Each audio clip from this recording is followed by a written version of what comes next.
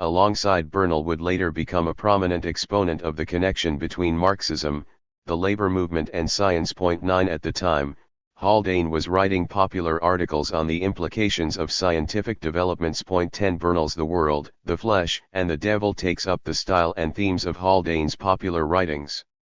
Both figure greatly expanded on the fruitful connection H. G. Wells had made between science, the social and imaginative writing, by bringing together a deeper knowledge of modern science and an increasingly radical social theory. The 20s were a productive and creative time for Bernal.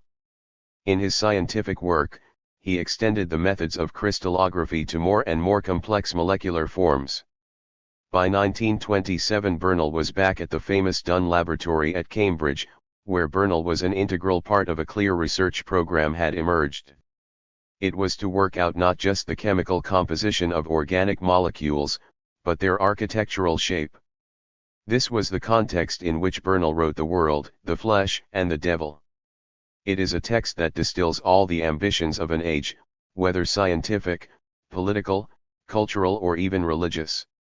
For Bernal, utopian thought ought to replace religion as a way of feeling out the relation of present to future.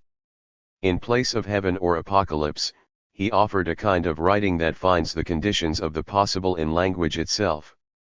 Bernal's thinking in this era is, among other things, the aesthetics of Oscar Wilde expanded to a scale that imagines making over the cosmos itself as a work of art. 11 Bernal wrote, "Art expressing itself on one side in a kind of generalized architecture, massive or molecular, gives form to the infinite possibilities of the application of science, on the other a generalized poetry expresses the ever-widening complexities of the understanding of the universe, while religion clarified by psychology remains as the expression of the desire that drives man through the universe in understanding and hope."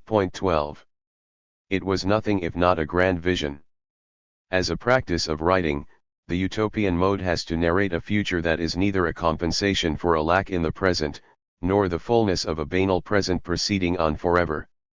Utopian thought can make use of history, of a knowledge of our desires, but also of the natural sciences, which can change the space of possible futures. Bernal was searching for a kind of praxis, a way of thinking and working, in which the desire for scientific discovery rewrites the space of possibility for collective labor so that it might enlarge the space of existence itself. Bernal. The progress of the future depends no longer on physiological evolution but on the reaction of intelligence on a material universe. It will be hindered or stopped either by a failure in the capacity for maintaining creative intellectual thinking, or by the lack of desire to apply such thinking to the progress of humanity. 13. Here, two kinds of vocations meet.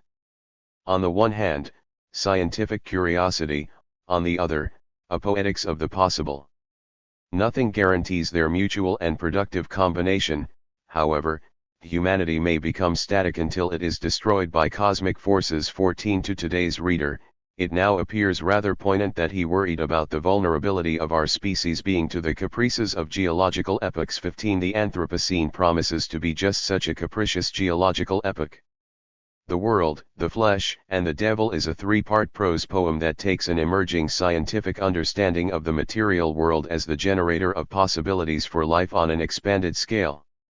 The first part, On the World, tries to think through the link between an understanding of microstructures emerging from sciences like X-ray crystallography and the possibility of building new kinds of macrostructures. Bernal's imagination extends beyond the bounds of the planetary to include the celebrated Bernal sphere, made from hollowed-out asteroids, which would become a staple of science fiction. 16. Interestingly, the human does not remain constant throughout this projected acceleration of the material forces of production. In the second part, the flesh itself becomes something else. Perhaps it already was in Bernal's time. In the modern world, the variety of objects which really form part of an effective human body is very great. 17 What evolves is not the organic body so much as the complex within which it is embedded. In this sense, Bernal anticipates the figures of the cyborg or the post-human. 18. It might be tempting at this point to think the technologized human as some kind of perversion of its natural state. Bernal has an interesting answer to that. For him, Evolution itself is a matter of perversion and a perversion of matter. A part of a fish's gut becomes a buoyancy bladder, then a lung. Nature is itself perverse, or, in today's language queer. 19 The further self-transformation of the human is thus at one and the same time a continuation of evolution as perversion and a kind of meta-perversion of evolutionary adaptive techniques. Bernal, normal man is an evolutionary dead end, mechanical man, apparently a break in organic evolution, is actually more in the true tradition of a further evolution. 20. This para-evolution might extend beyond individual bodies to incorporate whole complexes of extra-individual organs and forms. These extended organs would belong in a loose sense to any particular person, or rather, they would belong only temporarily to the person who was using them and could equivalently be operated by other people. 21 Bernal's future communism is not just a socialization of the means of production but a socialization of the component parts of the body itself. The repeated perversion of nature and human nature into something other calls for a kind of complementary subjective perversity. The devil of the third part is subjectivity itself. It is a question of overcoming the limits that routine subjectivity puts on creative work, whether in the sciences or any other field. Desire itself has to evolve. Bernal is not a rationalist. As a reader of Freud, it appears axiomatic to him that the superego never wins. The intellectual life, both in its scientific and its aesthetic aspects, is seen no longer as the vocation of the rational mind, but as a compensation, as a perversion of more primitive, unsatisfied desires. Now the question arises, is this perversion in the line of evolution, or is it merely temporary, a pathological process? 22. Or how can the unconscious also become productive? 23. If science and art are the products of sublimated sexual desires, what happens if the ruling class gives up on repressing sexuality? This has its uses, but its dangers, too. Psychological and physiological discoveries will give the ruling powers the means of directing the masses in harmless occupations and of maintaining a perfect docility under the appearance of perfect freedom. 24. Here Bernal starts to sound less like science fiction and more like a description of the 21st century we actually ended up inhabiting, one of machinic enslavement. 25. Bernal. The world might be transformed into a human zoo, a zoo so intelligently managed that its inhabitants are not aware that they are there merely for the purposes of observation and experiment. That prospect should please both sides. It should satisfy the scientists in their aspirations towards further knowledge and further experience, and the humanists in their looking for the good life on earth. 26. This seems rather eerily familiar as a sketch of the recuperation of not only labor but also of creative work in the service of the rather dull objectives of commodification. It is astonishing to think that J.D. Bernal and Theodor Adorno were such close contemporaries. Both were shaped by the labor movement's moment of victory in the Russian Revolution. Marx and Freud, the experimental modernism of the 20s, the depression of the 30s, the rise of fascism, the era of total war and the subsequent Cold War. 27 Their reactions to these parallel experiences were strikingly different. This passage from Adorno's Minima Moralia could be read, among other things, as a critique of exactly the kind of accelerationist enthusiasm Bernal expressed. There is tenderness only in the coarsest demand, that no one shall go hungry any more. Every other seeks to apply to a condition that ought to be determined by human needs, a mode of human conduct adapted to production as an end in itself. The conception of unfettered activity, of uninterrupted procreation, of chubby insatiability, of freedom as a frantic bustle, feeds on a bourgeois concept of nature that has always served solely to proclaim social violence as unchangeable, as a piece of healthy eternity. Perhaps the true society will grow tired of development and, out of freedom, leave possibilities unused, instead of storming under a confused compulsion to the conquest of strange stars. 28. Compare this to Bernal, yet why should we stop until our imaginations are exhausted? Man will not ultimately be content to be parasitic on the stars but will invade them and organize them for his own purposes. 29 One could easily dismiss Bernal as an unsophisticated thinker alongside Adorno, although I would suggest that the world, the flesh, and the devil has a level of literary wit and sly charm still worthy of attention. It is also that case that while Bernal had only a top dressing of philosophy, Adorno lacked even that in the modern sciences. Perhaps we should look to different intellectual ancestors for different strengths as the need arises. The World, the Flesh, and the Devil is a book of the 20s. Its confident, playful, Shavian tone would not survive the 30s. In 1931 Nikolai Bukharin led a delegation of Soviet scientists and historians and philosophers of science to London, where they had an immediate impact on left-leaning scientists, Bernal included. 30 This led to a deepening of Bernal's involvement in politics, and in particular, the politics of science. By the end of the 30s, both Bernal and Haldane would compose what are now rather neglected classics in Marxist science studies. These are Haldane's The Marxist Philosophy of Science and Bernal's The Social Function of Science. 31 Haldane's book offered not a system but an open-ended method for organizing and extending the collaboration of science and labor. Bernal's book was a pioneering work of science studies, covering several aspects of its organization and paying special attention to scientific communication. It marked the transition from gentleman science to big science and the subordination of scientific labor to the interests of capital and the militarized state. 32. It is a work worth revisiting. Paulo Verno has proposed Adorno's writings on the culture industry as an account of the origins of post-Fordist labor. 33 Adorno saw, through his contacts in the émigré community, what working for Hollywood was like. But this covers only part of the necessary prehistory of what certain leading kinds of work in the overdeveloped world turned out to be like. The other is in Bernal's The Social Function of Science. As Bernal was already aware in The World, the Flesh, and the Devil, understanding human social labor as it passed through the modern or Fordist era, entails looking at the creative labor of both the arts and sciences. Bernal went on to have an astonishing career during the war as one of the pioneers of operations research, which applied scientific methods of inquiry to pressing problems in the war against fascism.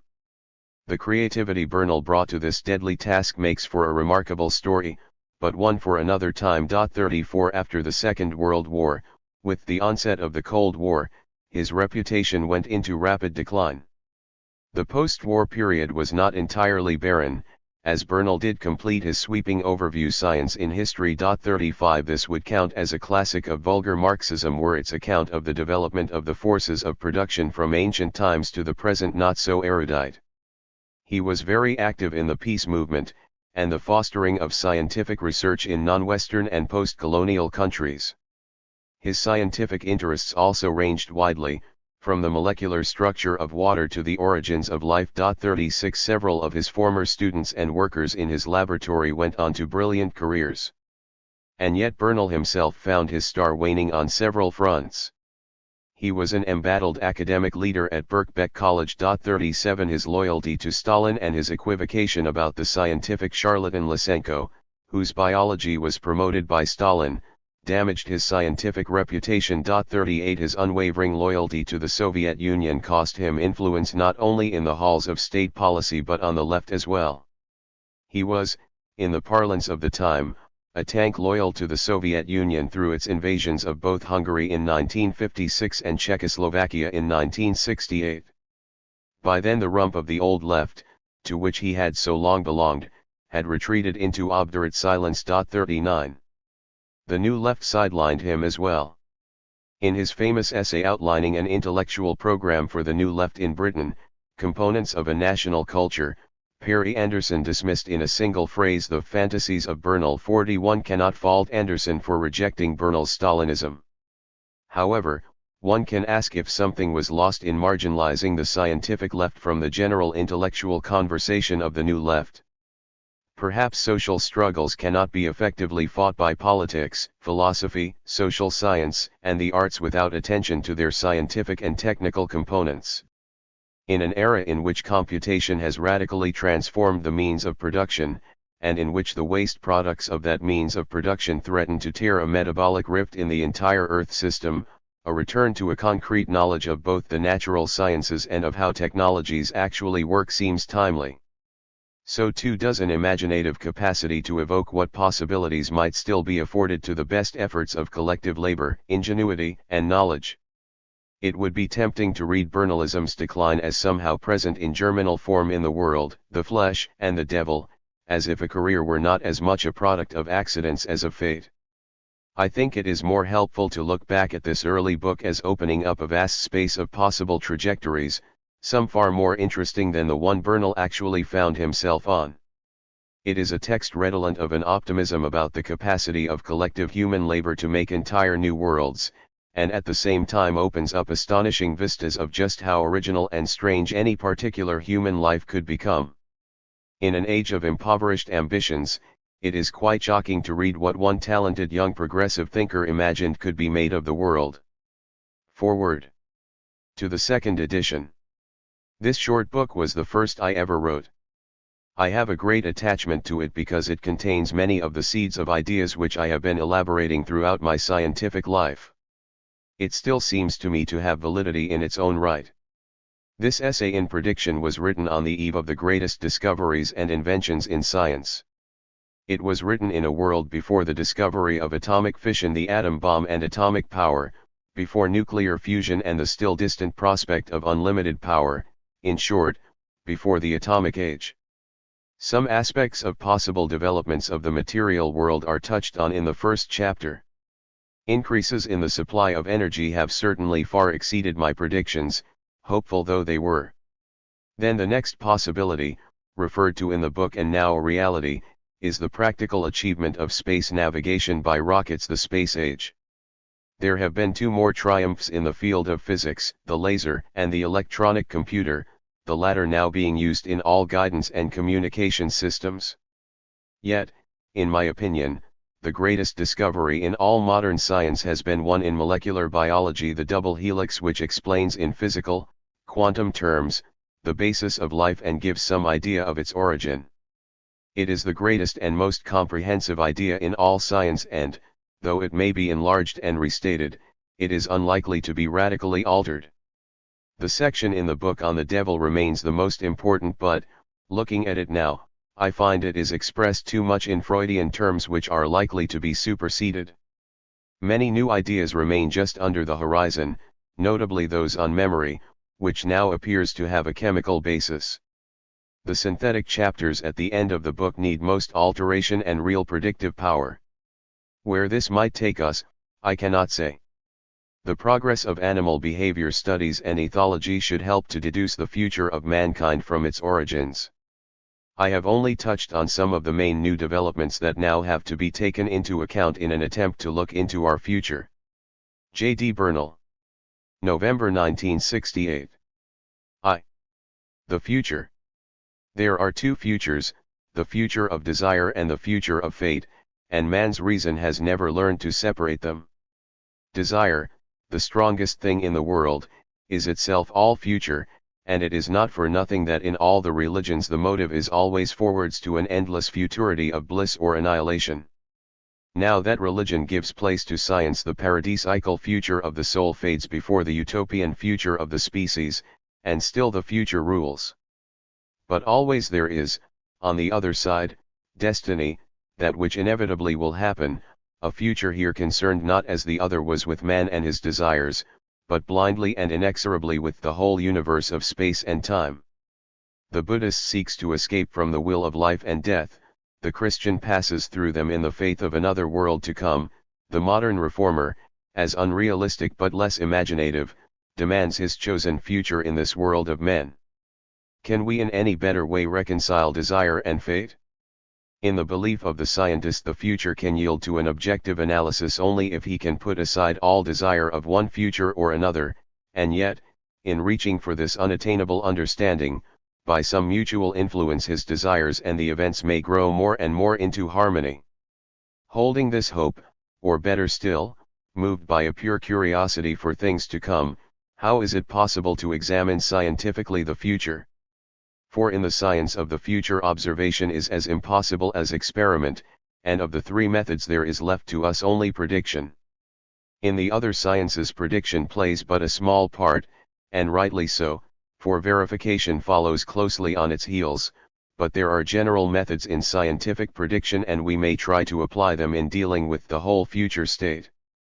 First and always, it is necessary to exclude as far as possible, illusion, for to most of us the future is the compensation and fulfillment of all that the present and the past have lacked, and the future being unknown and incontrovertible has been a fair ground on which to place all these hopes and desires.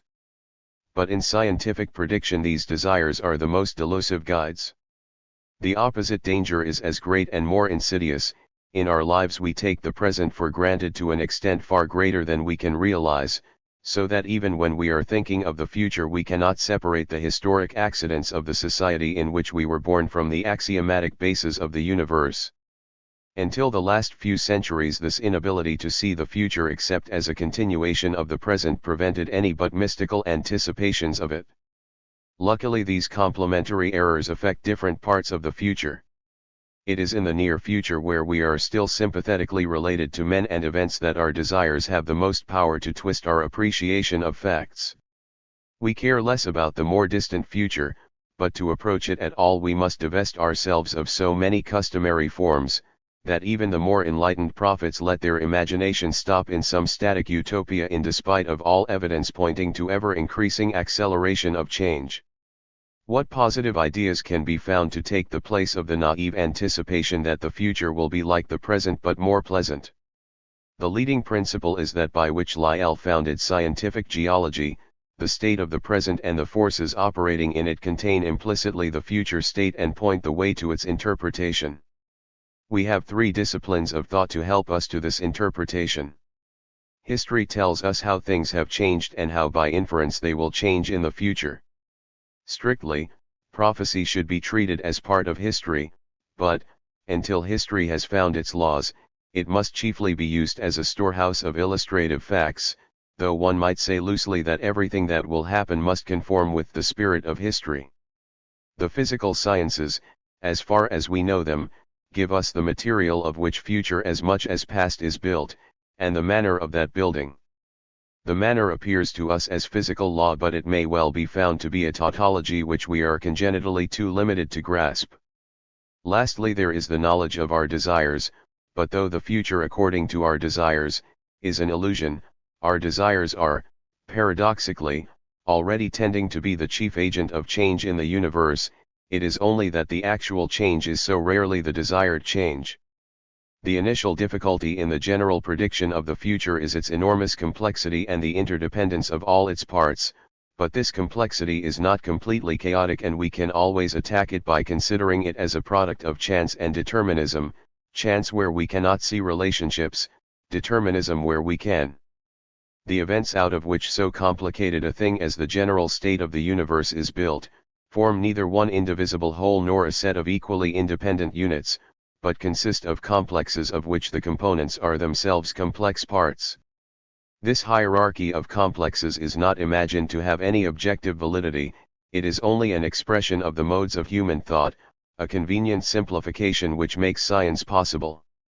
Inside each complex, development proceeds according to its own rules, determined by the nature of the complex, but these rules always include, if they do not entirely reduce to, what is, in effect, the statistical chance interaction of complexes of a lower order. The death rate of a town, for instance, can be shown to be a function of the amount of money it spends on sanitary measures, but the individual deaths appear, from the point of view of the town, to be due to chance circumstances, though again for each individual concerned they are determined. We can always leave out the higher complexes when we are considering the lower. An atom of oxygen will respond to its environment in the same way in a nebula, in a rock or in the human brain. Now the complex we are concerned with here is the human mind, and so we can fairly start with the assumption that the rest of the universe goes on its way determined by its physical, chemical, and biological laws except in so far as man himself intervenes. Absolutely, we know hardly anything of these laws, but relatively to our knowledge of human behavior we know them so well that the future they present, the astronomical, geological, biological future, seems a fixed and stable thing. In human affairs the immediate future reveals itself in the following of tendencies visible in the present, Beyond that must come the application and development of present knowledge. This is the minimal basis for prediction, but our present knowledge carries with it the implication of still further advances in knowledge along the same lines. It is the applications of this new knowledge and the secondary results that flow from them that will chiefly concern us, because it is clearly impossible to go further and include unimagined discovery.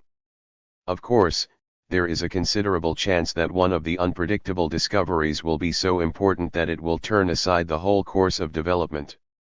But to be deterred by this chance would be to abandon any attempt at prediction.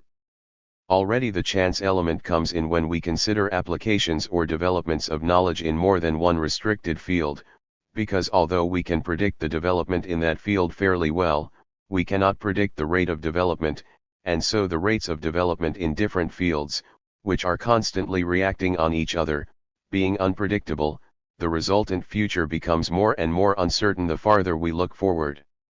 The only way to deal with this complexity is by separating the variables as best we can, by arbitrarily considering developments as proceeding in one field without any developments in any of the others, and then combining the results attained by applying this method in different fields.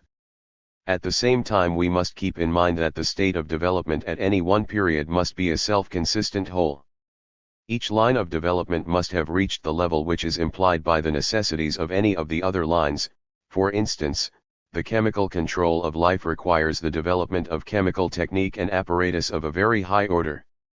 On the other hand, whole sections of certain developments may become superfluous owing to developments in other fields. For instance, the manufacture of synthetic food and the industry connected with it would be unnecessary if blood were used directly as the motive power for animals. Obviously we cannot proceed with this method in detail. If we could, we should not only be able to predict the future exactly, but to make it the present. For brevity, it is worth considering three fields only. Man is occupied and has been persistently occupied since his separate evolution, with three kinds of struggle: first with the massive, unintelligent forces of nature, heat and cold, winds, rivers, matter and energy; secondly, with the things closer to him, animals and plants, his own body, its health and disease; and lastly, with his desires and fears, his imaginations and stupidities. In each of these divisions in turn we will make the arbitrary assumption that his progress in it will continue while in other respects he remains the same. 2. The world. First, then, in the material world. Here prediction is on its surest ground, and is, in the first stages, almost a business of mathematics. The physical discoveries of the last 25 years must find their application in the world of action, a process which has hardly begun, but the nature of which can easily be seen. So far we have been living on the discoveries of the early and mid-19th century, a macro-mechanical age of power and metal. Essentially it succeeded in substituting mechanism for some of the simpler mechanical movements of the human body, with steam and later electrical power in the place of muscle energy. This was sufficient to revolutionize the whole of human life and to turn the balance definitely for man against the gross natural forces, but the discoveries of the 20th century, particularly the micromechanics of the quantum theory which touch on the nature of matter itself, are far more fundamental and must in time produce far more important results. The first step will be the development of new materials and new processes in which physics, chemistry, and mechanics will be inextricably fused. The stage should soon be reached when materials can be produced which are not merely modifications of what nature has given us in the way of stones, metals, woods, and fibers, but are made to specifications of a molecular architecture. Already we know all the varieties of atoms, we are beginning to know the forces that bind them together. Soon we shall be doing this in a way to suit our own purposes. In fact, Professor Goldschmidt of Oslo has already made many model structures in which existing substances are closely copied in different atoms, so as to make a new substance, softer or harder, or more or less fusible. Sulfonitrides with silicate structures will be harder and more infusible than anything on Earth. A similar substance, carboloy, which is already on the market, combines the strength of steel with the hardness of diamond, and is capable of working glass like a metal. There are similar possible model structures for organic substances. The complexities are greater but the results will be more far-reaching.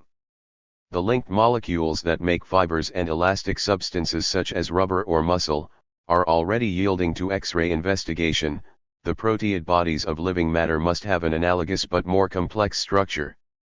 After the analysis will come the synthesis, and for one place in which we can imitate nature we will be able to improve on her in 10, and furnish models of organic materials with more varied properties and capable of withstanding more rigorous conditions. The result not so very distant will probably be the passing of the age of metals and all that it implies: mines, furnaces, and engines of massive construction. Instead we should have a world of fabric materials, light and elastic, strong only for the purposes for which they are being used, a world which will imitate the balanced perfection of a living body. At the same time, much that we require for the purposes of modern life would become no longer necessary. With improved systems of chemical manufacture, our food and our clothing will be made with much less expenditure of energy in manufacture and transport. And the development of mechanism will not cease. It should turn into more refined forms: heat engines capable of working at lower and lower temperature differences, engines of higher and higher speed, electrical machines of high potential and high frequency, and should lead to the solution of two most fundamental problems: the efficient transmission of energy by low-frequency waves, and the direct utilization of the high-frequency waves of the sun. On the chemical side, the problem of the production of food under controlled conditions, biochemical and ultimately chemical, should become an accomplished fact. In the new synthetic foods will be combined physiological efficacy and a range of flavor equal to that which nature provides, and exceeding it as taste demands, with a range of texture also, the lack of which so far has been the chief disadvantage of substitute foodstuffs. With such a variety of combinations to work on, gastronomy will, for the first time, be able to rank with the other arts. All these developments would lead to a world incomparably more efficient and richer than the present, capable of supporting a much larger population, secure from want and having ample leisure, but still a world limited in space to the surface of the globe and in time to the caprices of geological epochs. Already ambition is stirring in men to conquer space as they conquered the air, and this ambition, at first fantastic, as time goes on becomes more and more reinforced by necessity. Ultimately it would seem impossible that it should not be solved. Our opponent is here the simple curvature of space-time, a mere matter of acquiring sufficient acceleration on our own part which, sooner or later, must be practicable. Even now it is possible to imagine methods of accomplishing it, based on no more knowledge than we already possess. The problem of the conquest of space is one in which all the difficulties are at the beginning. Once the Earth's gravitational field is overcome, development must follow with immense rapidity. Without going too closely into the mechanical details, it appears that the most effective method is based on the principle of the rocket, and the difficulty, as it exists, is simply that of projecting the particles, whose recoil is being utilized, with the greatest possible velocity, so as to economize both energy and the amount of matter required for propulsion. Up to the present all forms of rocket depend on the movement of masses of gas in which the individual molecules are moving at high velocities in perfectly random directions, and use is only made of the average velocity in the desired direction. What is wanted in the first place is a form of Maxwell's demon which will allow only those molecules, whose velocities are high and in the direction opposite to the trajectory of the rocket, to escape. The next difficulty is that to set in motion any large rocket the mass of gas required is of the same order as the weight of the rocket itself, so that it is difficult to imagine how the rocket could contain enough material to maintain its propulsion for any length of time. When the radio transmission of energy is effected, half the difficulty will be removed and the projection may very well ultimately be effected by means of positive rays at high potential. It may be that both the problem of space travel and the ethereal transference of energy have already been solved by Professor Japolsky's magnetofugal waves. These are a type of magnetic vortex ring, propagated through space, which, instead of spreading as ordinary electromagnetic waves, remain concentrated along the axis of propagation. Apart from its mode of projection, the construction of the space vessel offers little difficulty since it is essentially the same problem as that of the submarine. Naturally, the first space vessels will be extremely cramped and uncomfortable, but they will be manned only by enthusiasts. The problem of landing on any other planet or of returning to Earth is much more difficult, mainly because it requires such a nice control of acceleration. Probably the first journeys will be purely for exploration, without landing, and the travelers, if they return to Earth at all, will have to abandon their machine and descend in parachutes.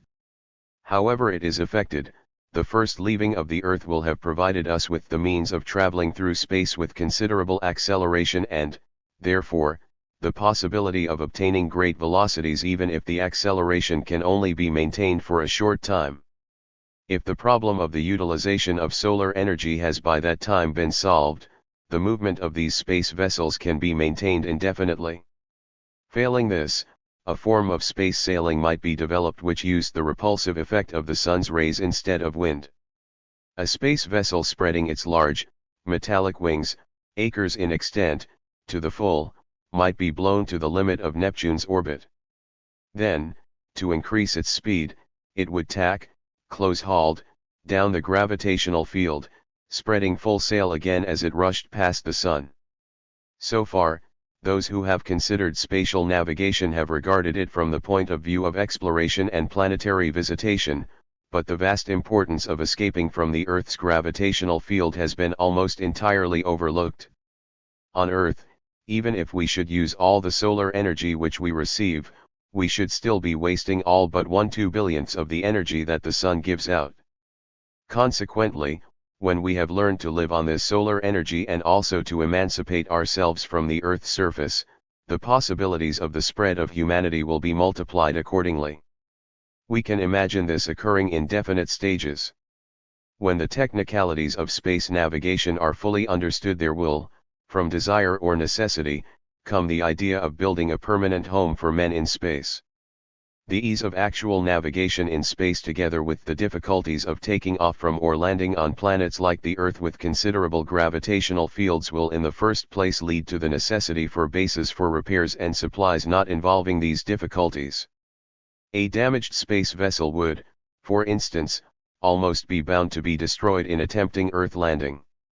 At first space navigators, and then scientists whose observations would be best conducted outside the Earth, and then finally those who for any reason were dissatisfied with earthly conditions would come to inhabit these bases and found permanent spatial colonies. Even with our present primitive knowledge we can plan out such a celestial station in considerable detail. Imagine a spherical shell 10 miles or so in diameter, made of the lightest materials and mostly hollow. For this purpose the new molecular materials would be admirably suited. Owing to the absence of gravitation its construction would not be an engineering feat of any magnitude. The source of the material out of which this would be made would only be in small part drawn from the Earth, for the great bulk of the structure would be made out of the substance of one or more smaller asteroids, rings of Saturn or other planetary detritus. The initial stages of construction are the most difficult to imagine. They will probably consist of attaching an asteroid of some 100 yards or so diameter to a space vessel, hollowing it out and using the removed material to build the first protective shell. Afterwards the shell could be reworked, bit by bit, using elaborated and more suitable substances and at the same time increasing its size by diminishing its thickness. The globe would fulfill all the functions by which our Earth manages to support life. In default of a gravitational field it has, perforce, to keep its atmosphere and the greater portion of its life inside, but as all its nourishment comes in the form of energy through its outer surface it would be forced to resemble on the whole an enormously complicated single-celled plant. The outermost layer would have a protective and assimilative character. The presence of meteoric matter in the solar system moving at high speeds in eccentric orbits would be the most formidable danger in space traveling and space inhabitation. Certain meteorite swarms could be avoided altogether by keeping out of their tracks. Larger meteorites could be detected at a distance by visual observation or by the effect of their gravitational fields. These might be avoided by changing the course of the globe or deflecting the meteorites by firing high-speed projectiles into them. Smaller meteorites would be impossible to avoid. The shell of the globe would have to be made strong enough not to be penetrated or cracked by them, and would have to possess regenerative mechanisms for repairing superficial damage. Possibly the function which our atmosphere performs for the Earth could be imitated by jets of high-speed gas or electrons which, projected at meteorites, would vaporize them and thus prevent them doing any damage.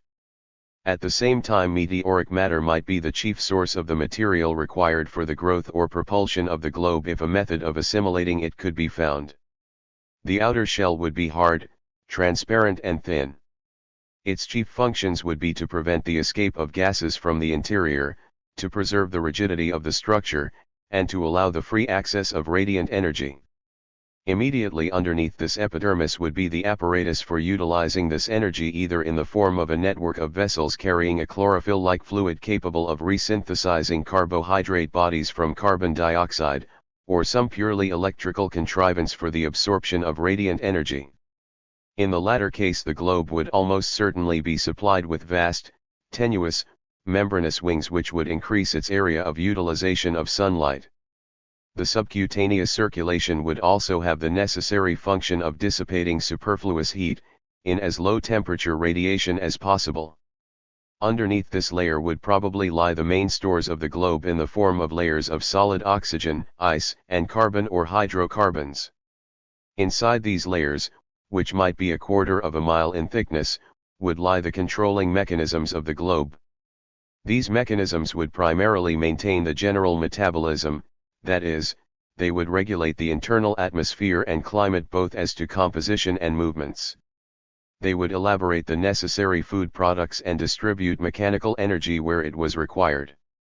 They would also deal with all waste matters, reconverting them with the use of energy into a consumable form, for it must be remembered that the globe takes the place of the whole Earth and not of any part of it, and in the Earth nothing can afford to be permanently wasted. In this layer, too, would be the workshops and laboratories concerned with the improvement of the globe and arrangements for its growth. Inside the mechanical layer would be the living region, and here imagination has a more difficult task. It would, of course, not be necessary to have either houses or rooms in the same sense in which we have them on the Earth. The absence of bad weather and of gravitation make most of the uses that we have for houses superfluous. Perhaps we can safely assume that a certain number of cells closed by thin, but soundproof, partitions would be necessary for work requiring special isolation, but the major part of the lives of the inhabitants of the globe would be spent in the free space which would occupy the greater portion of the center of the globe. This three-dimensional, gravitationless way of living is very difficult for us to imagine, but there is no reason to suppose that we would not ultimately adjust ourselves to it. We should be released from the way we are dragged down on the surface of the Earth all our lives. The slightest push against a relatively rigid object would send us yards away, a good jump, and we should be spinning across from one side of the globe to the other.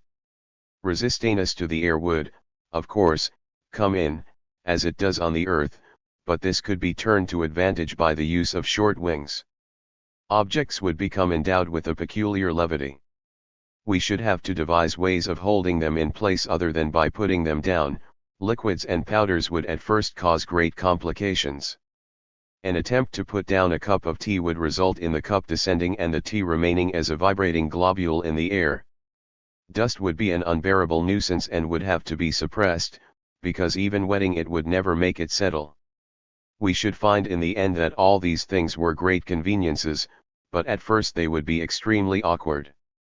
The possibilities of three-dimensional life would make the globes much roomier than their size would suggest. A globe interior 8 miles across would contain as much effective space as a countryside 150 miles square, even if one gave a liberal allowance of air, say 50 feet above the ground. The activity of the globe is, of course, by no means confined to its interior. In the first place, it would necessarily have a number of effective sense and motor organs. Essentially, the former would consist of an observatory which continually recorded the position of the globe and at the same time kept a lookout for any meteoric bodies of perceptible size which might damage it. On the whole, the globe would not be designed for travel. It would move in an orbit around the Sun without any expenditure of energy, but occasionally it might be necessary to shift its orbital position to a more advantageous one, and for this it would require a small motor of a rocket variety. Yet the globe would be by no means isolated. It would be in continuous communication by wireless with other globes and with the Earth, and this communication would include the transmission of every sort of sense message which we have at present acquired as well as those which we may require in the future.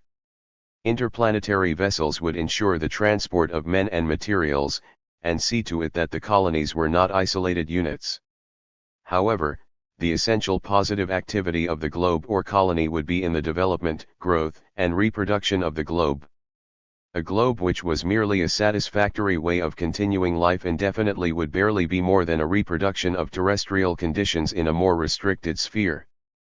But the necessity of preserving the outer shell would prevent a continuous alteration of structure, and development would have to proceed either by the crustacean-like development in which a new and better globe could be put together inside the larger one, which could be subsequently broken open and reabsorbed, or, as in the mollusks, by the building out of new sections in a spiral form, or, more probably, by keeping the even simpler form of behavior of the protozoa by the building of a new globe outside the original globe, but in contact with it until it should be in a position to set up an independent existence. So far we have considered the construction and mechanism of the globe rather than its inhabitants. The inhabitants can be divided into the personnel or crew, and the citizens or passengers. With the first, except that their tasks would be more complicated and more scientific than those that fall to the officers and crew of a modern ship, we need not be concerned. To the others the globes would appear both as hotels and laboratories. The population of each globe would be by no means fixed, constant interchange would be taking place between them and the Earth even when the greater portion of human beings were actually inhabiting globes. There would probably be no more need for government than in a modern hotel, there would be a few restrictions concerned with the safety of the vessel and that would be all. Criticism might be made on the ground that life in a globe, say of 20 or 30,000 inhabitants, would be extremely dull, and that the diversity of scene, of animals and plants and historical associations which exist even in the smallest and most isolated country on the earth would be lacking. This criticism is valid on the initial assumption that men have not in any way changed. Here, to make globe life plausible, we must anticipate the later chapters and assume men's interests and occupations to have altered. Already the scientist is more immersed in his work and concentrates more on relations with his colleagues than in the immediate life of his neighborhood. On the other hand, present aesthetic tendencies verge towards the abstract and do not demand so much inspiration from untouched nature. What has made a small town or a small country seem in the past a narrow sphere of interest has been on the one hand its isolation, and on the other hand the fact that the majority of its inhabitants are at so low a level of culture as to prevent any considerable intellectual interchange within its boundaries.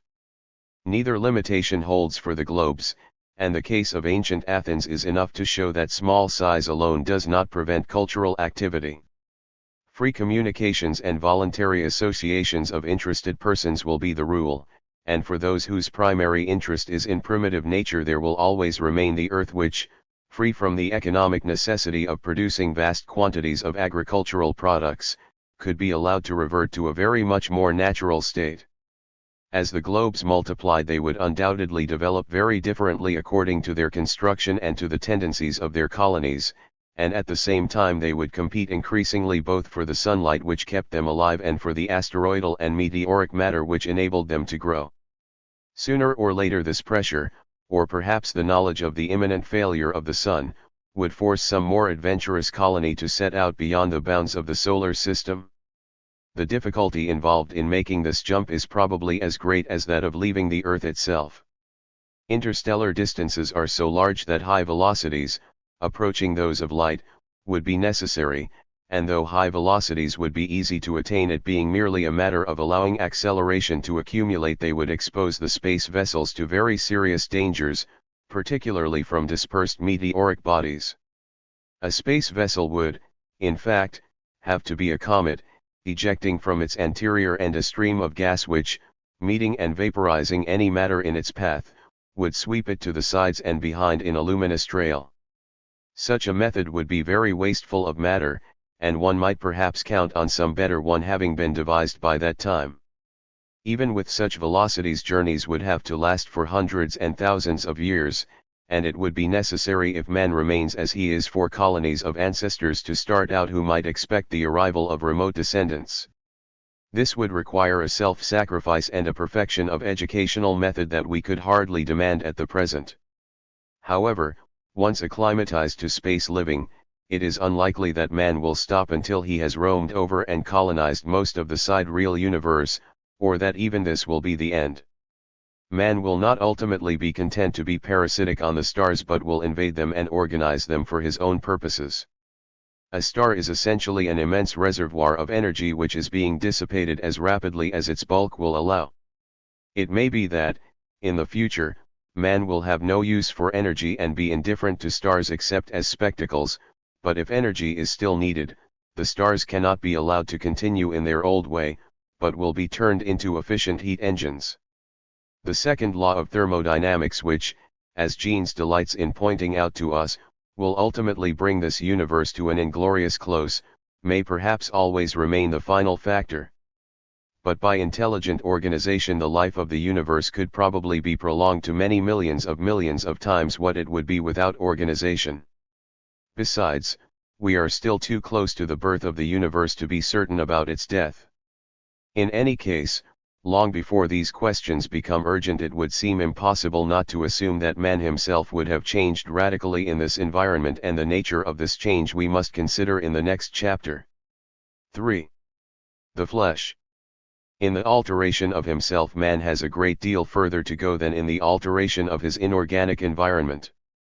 He has been doing the latter more or less unconsciously and empirically for several thousand years, ever since he ceased being parasitic on his environment like any other animal, and consciously and intelligently for at least hundreds of years, whereas he has not been able to change himself at all and has had only 50 years or so to begin to understand how he works. Of course, this is not strictly true. Man has altered himself in the evolutionary process. He has lost a good deal of hair, his wisdom teeth are failing to pierce, and his nasal passages are becoming more and more degenerate. But the processes of natural evolution are so much slower than the development of man's control over environment that we might, in such a developing world, still consider man's body as constant and unchanging. If it is not to be so, then man himself must actively interfere in his own making, and interfere in a highly unnatural manner. The eugenists and apostles of healthy life may, in a very considerable course of time, realize the full potentialities of the species. We may count on beautiful, healthy, and long-lived men and women, but they do not touch the alterations of the species. To do this we must alter either the germplasm or the living structure of the body, or both together. The first method, the favorite of Mr. J.B.S. Haldane, has so far received most attention. With it we might achieve such a variation as we have empirically produced in dogs and goldfish, or perhaps even manage to produce new species with special potentialities. But the method is bound to be slow and finally limited by the possibilities of flesh and blood. The germplasm is a very inaccessible unit. Before we can deal with it adequately we must isolate it, and to do this already involves us in surgery. It is quite conceivable that the mechanism of evolution, as we know it up to the present, may well be superseded at this point. Biologists are apt, even if they are not vitalists, to consider it as almost divine, but after all it is only nature's way of achieving a shifting equilibrium with an environment, and if we can find a more direct way by the use of intelligence, that way is bound to supersede the unconscious mechanism of growth and reproduction. In a sense we have already started using the direct method. When the ape ancestor first used a stone he was modifying his bodily structure by the inclusion of a foreign substance. This inclusion was temporary, but with the adoption of clothes there began a series of permanent additions to the body, affecting nearly all its functions and even, as with spectacles, its sense organs. In the modern world, the variety of objects which really form part of an effective human body is very great. Yet they all still have the quality of being outside the cell layers of the human body. The decisive step will come when we extend the foreign body into the actual structure of living matter. Parallel with this development is the alteration of the body by tampering with its chemical reactions, again a very old established but rather sporadic process resorted to cure illness or procure intoxication. But with the development of surgery on the one hand and physiological chemistry on the other, the possibility of radical alteration of the body appears for the first time. Here we may proceed, not by allowing evolution to work the changes, but by copying and short-circuiting its methods. The changes that evolution produces apart from mere growth in size, or diversity of form without change of function, are in the nature of perversions. A part of the fish's gut becomes a swimming bladder, the swimming bladder becomes the lung, a salivary gland and an extra eye are charged with the function of producing hormones.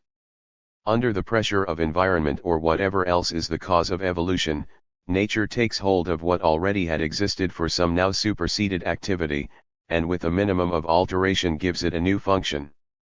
There is nothing essentially mysterious in the process, it is both the easiest and the only possible way of achieving the change. Starting de novo to deal with a new situation is not within the power of natural, unintelligent processes. They can only modify in a limited way already existing structures by altering their chemical environment. Men may well copy the process, insofar as original structures are used as the basis for new ones, simply because this is the most economical method, but they are not bound to the very limited range of methods of change which nature adopts. Now modern mechanical and modern chemical discoveries have rendered both the skeletal and metabolic functions of the body to a large extent useless. In teleological biochemistry one might say that an animal moves his limbs in order to get his food, and uses his body organs in order to turn that food into blood to keep his body alive and active. Now if man is only an animal this is all very satisfactory, but viewed from the standpoint of the mental activity by which he increasingly lives, it is a highly inefficient way of keeping his mind working. In a civilized worker the limbs are mere parasites, demanding 9/10 of the energy of the food and even a kind of blackmail in the exercise they need to prevent disease, while the body organs wear themselves out in supplying their requirements. On the other hand, the increasing complexity of man's existence, particularly the mental capacity required to deal with its mechanical and physical complications, gives rise to the need for a much more complex sensory and motor organization, and even more fundamentally for a better organized cerebral mechanism. Sooner or later the useless parts of the body must be given more modern functions or dispensed with altogether, and in their place we must incorporate in the effective body the mechanisms of the new functions. Surgery and biochemistry are sciences still too young to predict exactly how this will happen. The account I am about to give must be taken rather as a fable. Take, as a starting point, the perfect man such as the doctors, the eugenists, and the public health officers between them hope to make of humanity, a man living perhaps an average of 120 years but still mortal, and increasingly feeling the burden of this mortality. Already Shaw in his mystical fashion cries out for life to give us hundreds of years to experience, learn, and understand, but without the vitalist's faith in the efficacy of human will we shall have to resort to some artifice to achieve this purpose. Sooner or later some eminent physiologist will have his neck broken in a super-civilized accident or find his body cells worn beyond capacity for repair. He will then be forced to decide whether to abandon his body or his life. After all, it is brain that counts, and to have a brain suffused by fresh and correctly prescribed blood is to be alive to think. The experiment is not impossible, it has already been performed on a dog, and that is 3/4 of the way towards achieving it with a human subject. But only a Brahmin philosopher would care to exist as an isolated brain, perpetually centered on its own meditations. Permanently to break off all communications with the world is as good as to be dead. However, the channels of communication are ready to hand. Already we know the essential electrical nature of nerve impulses. It is a matter of delicate surgery to attach nerves permanently to apparatus which will either send messages to the nerves or receive them. And the brain thus connected up continues an existence, purely mental and with very different delights from those of the body, but even now perhaps preferable to complete extinction. The example may have been too far-fetched, Perhaps the same result may be achieved much more gradually by using of the many superfluous nerves with which our body is endowed for various auxiliary and motor services. We badly need a small sense organ for detecting wireless frequencies, eyes for infrared, ultraviolet, and X-rays, ears for supersonics, detectors of high and low temperatures, of electrical potential and current, and chemical organs of many kinds. We may perhaps be able to train a great number of hot and cold and pain-receiving nerves to take over these functions. On the motor side we shall soon be, if we are not already, obliged to control mechanisms for which 2 hands and feet are an entirely inadequate number, and, apart from that, the direction of mechanism by pure volition would enormously simplify its operation. Where the motor mechanism is not primarily electrical, it might be simpler and more effective to use nerve muscle preparations instead of direct nerve connections. Even the pain nerves may be pressed into service to report any failure in the associated mechanism. A mechanical stage, utilizing some or all of these alterations of the bodily frame might, if the initial experiments were successful in the sense of leading to a tolerable existence, become the regular culmination to ordinary life. Whether this should ever be so for the whole of the population we will discuss later, but for the moment we may attempt to picture what would at this period be the course of existence for a transformable human being. Starting, as Mr. J.B.S. Haldane so convincingly predicts, in an ectogenetic factory, man will have anything from 60 to 120 years of larval, unspecialized existence, surely enough to satisfy the advocates of the natural life. In this stage he need not be cursed by the age of science and mechanism, but can occupy his time in dancing, poetry, and love-making, and perhaps incidentally take part in the reproductive activity. Then he will leave the body whose potentialities he should have sufficiently explored. The next stage might be compared to that of a chrysalis, a complicated and rather unpleasant process of transforming the already existing organs and grafting on all the new sensory and motor mechanisms. There would follow a period of re-education in which he would grow to understand the functioning of his new sensory organs and practice the manipulation of his new motor mechanism. Finally, he would emerge as a completely effective, mentally directed mechanism, and set about the tasks appropriate to his new capacities. But this is by no means the end of his development, although it marks his last great metamorphosis. Apart from such mental development as his increased faculties will demand from him, he will be physically plastic in a way quite transcending the capacities of untransformed humanity. Should he need a new sense organ or have a new mechanism to operate, he will have undifferentiated nerve connections to attach to them, and will be able to extend indefinitely his possible sensations and actions by using successively different end organs. The carrying out of these complicated surgical and physiological operations would be in the hands of a medical profession which would be bound to come rapidly under the control of transformed men. The operations themselves would probably be conducted by mechanisms controlled by the transformed heads of the profession, though in the earlier and experimental stages, of course, it would still be done by human surgeons and physiologists.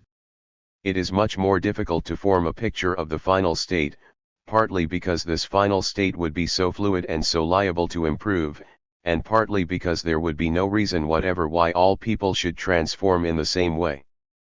Probably a great number of typical forms would be developed, each specialized in certain directions. If we confine ourselves to what might be called the first stage of mechanized humanity and to a person mechanized for scientific rather than aesthetic purposes, for to predict even the shapes that men would adopt if they would make of themselves a harmony of form and sensation must be beyond imagination, then the description might run roughly as follows. Instead of the present body structure we should have the whole framework of some very rigid material, probably not metal but one of the new fibrous substances. In shape it might well be rather a short cylinder. Inside the cylinder, and supported very carefully to prevent shock, is the brain with its nerve connections, immersed in a liquid of the nature of cerebrospinal fluid, kept circulating over it at a uniform temperature. The brain and nerve cells are kept supplied with fresh oxygenated blood and drained off deoxygenated blood through their arteries and veins which connect outside the cylinder to the artificial heart-lung digestive system, an elaborate, automatic contrivance. This might in large part be made from living organs, although these would have to be carefully arranged so that no failure on their part would endanger the blood supply to the brain and so that they could be interchanged and repaired without disturbing its functions. The brain, thus guaranteed continuous awareness, is connected in the anterior of the case with its immediate sense organs, the eye and the ear, which will probably retain this connection for a long time. The eyes will look into a kind of optical box which will enable them alternatively to look into periscopes projecting from the case, telescopes, microscopes and a whole range of televisual apparatus. The ear would have the corresponding microphone attachments and would still be the chief organ for wireless reception. Smell and taste organs, on the other hand, would be prolonged into connections outside the case and would be changed into chemical testing organs, achieving a more conscious and less primitively emotional role than they have at present. It may perhaps be impossible to do this owing to the peculiarly close relation between the brain and olfactory organs, in which case the chemical sense would have to be indirect. The remaining sensory nerves, those of touch, temperature, muscular position, and visceral functioning, would go to the corresponding part of the exterior machinery or to the blood-supplying organs. Attached to the brain cylinder would be its immediate motor organs, corresponding to but much more complex than our mouth, tongue and hands.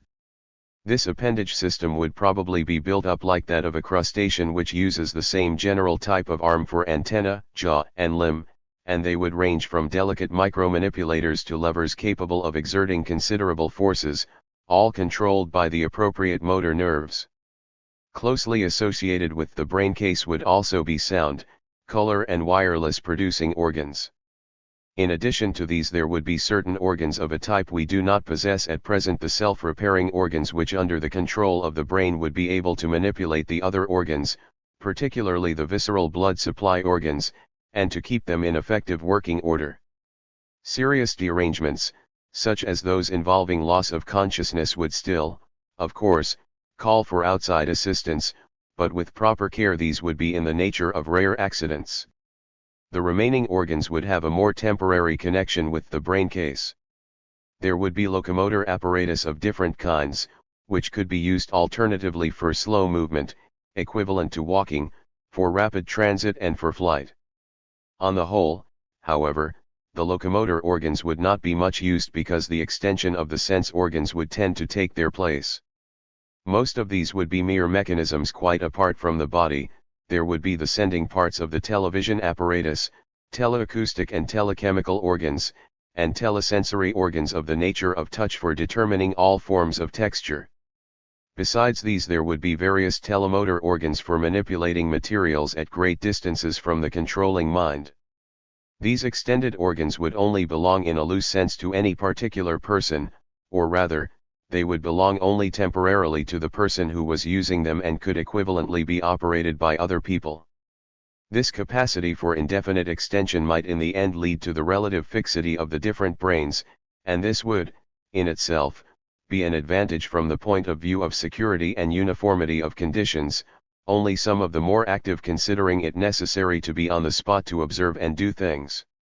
The new man must appear to those who have not contemplated him before as a strange, monstrous, and inhuman creature, but he is only the logical outcome of the type of humanity that exists at present. It may be argued that this tampering with bodily mechanism is as unnecessary as it is difficult, that all the increase of control needed may be obtained by extremely responsive mechanisms outside the unaltered human body. But though it is possible that in the early stages a surgically transformed man would actually be at a disadvantage in capacity of performance to a normal, healthy man, he would still be better off than a dead man.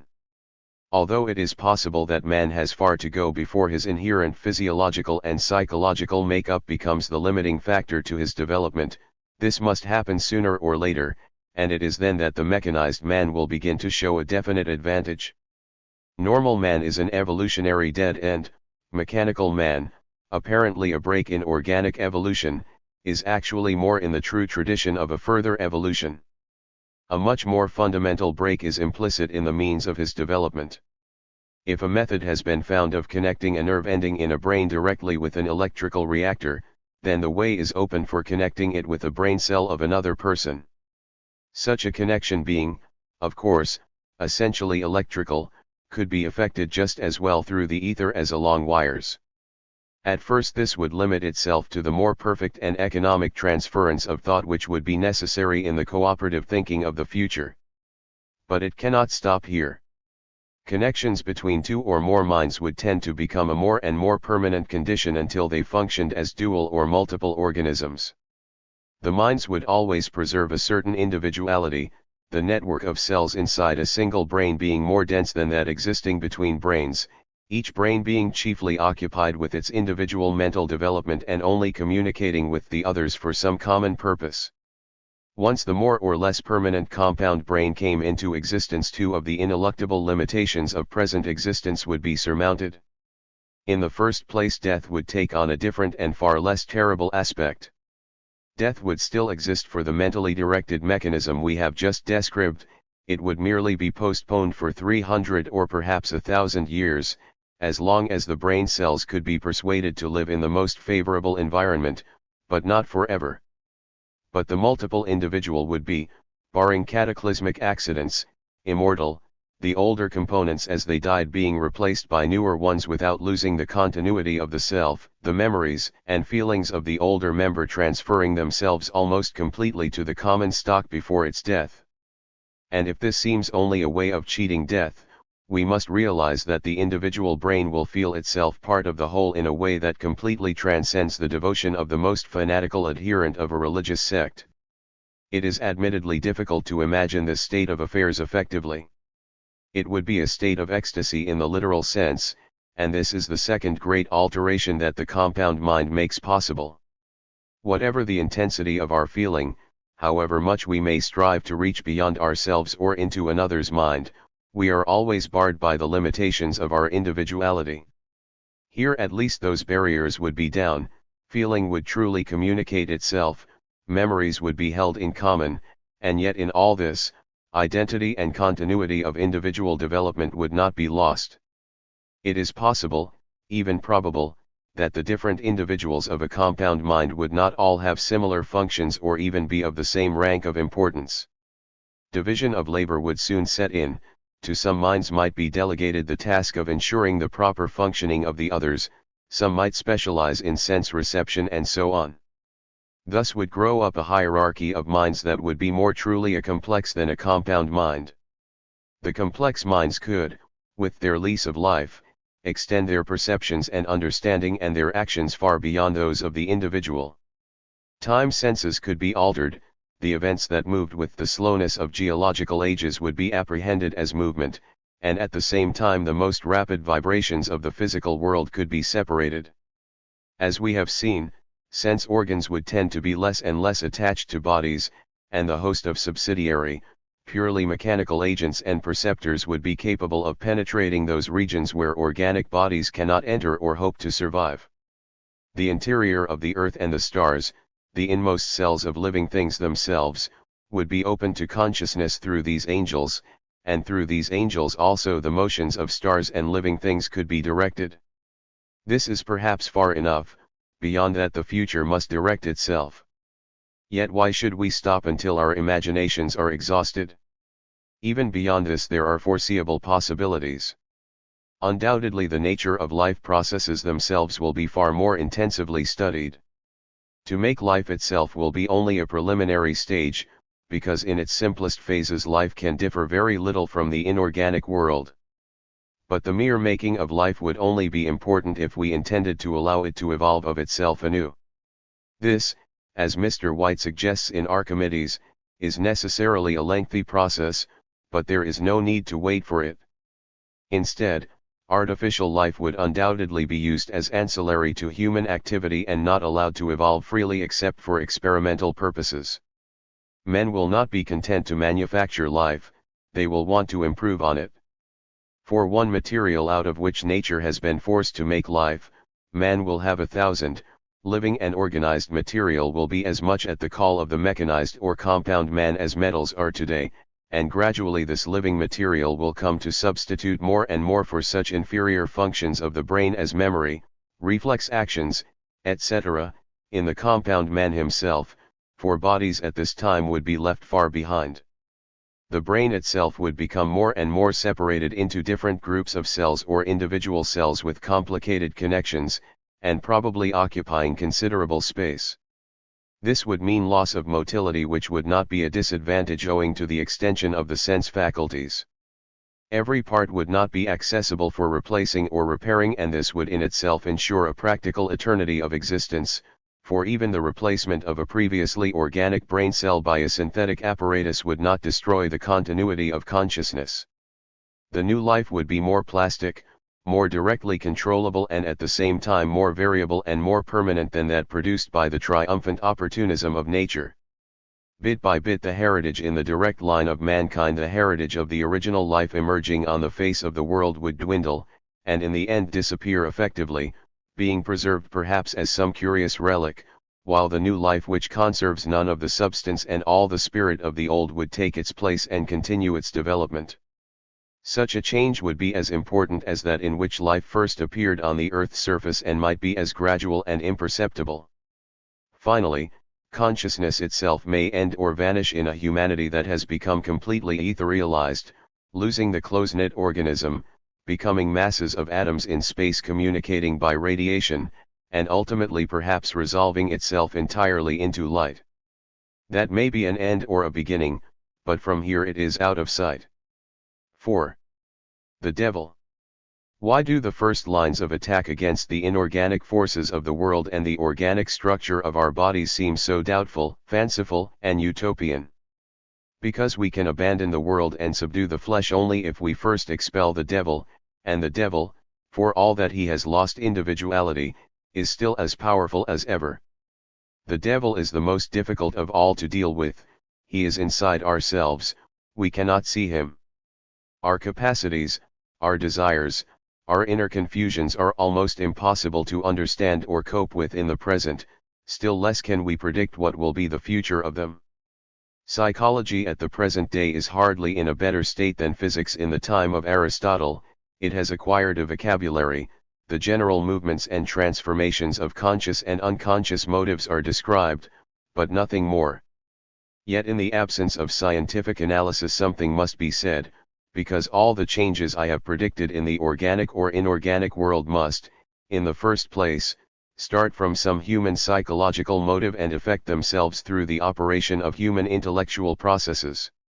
We are obviously not in a position to predict the particular new orientations which a change in psychology would give to human development, beyond that which would result from the removal of what we know are inhibitory causes, so that here I will only attempt to estimate the effect of psychological forces in preventing or retarding the kind of processes outlined in the first two sections. The progress of the future depends no longer on physiological evolution but on the reaction of intelligence on a material universe.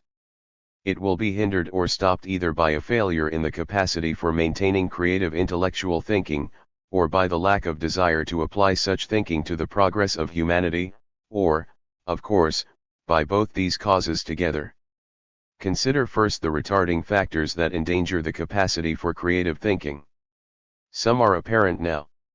It is pretty clear that they are ineffective in stopping the course of thought at present, but they have not always been so in the past, and we cannot be sure that they will not be so in the future. One of the most threatening retarding factors of the present is specialization, particularly as it is bound to increase with scientific knowledge itself. But it is doubtful whether specialization in itself is capable of bringing scientific thought to a standstill.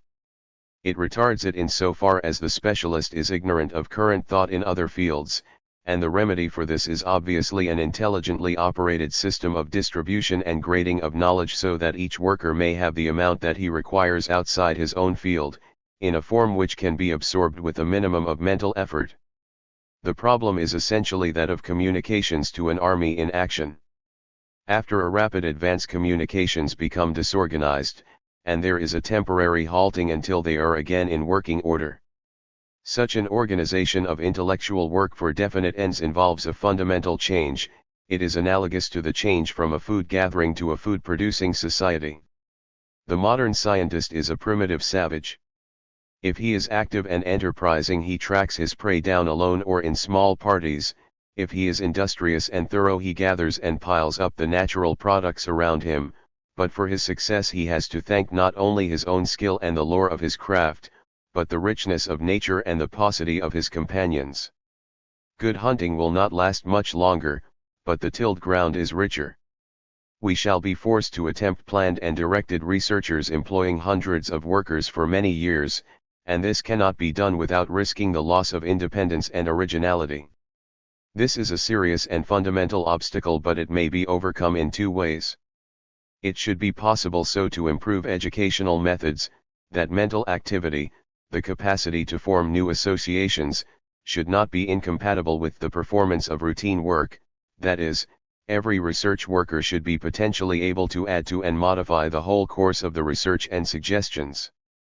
At the same time, it is certain that originality, organizing power, and industriousness will continue as now to be very unevenly distributed, and it is an essentially social problem to make the best apportionment of functions, using for the more routine operations people who under present conditions would not be scientific workers at all, and using the organizers to translate into plans of action the incoherent ideas of the thinkers.